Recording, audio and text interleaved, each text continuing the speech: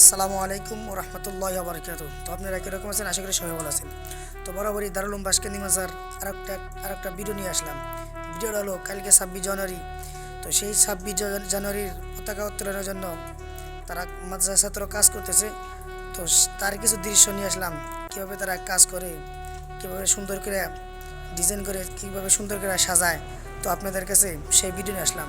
তো চলুন আমি আপনাদেরকে ব্যাক ক্যামেরাতে দেখাই, আপনারা দেখতে থাকেন।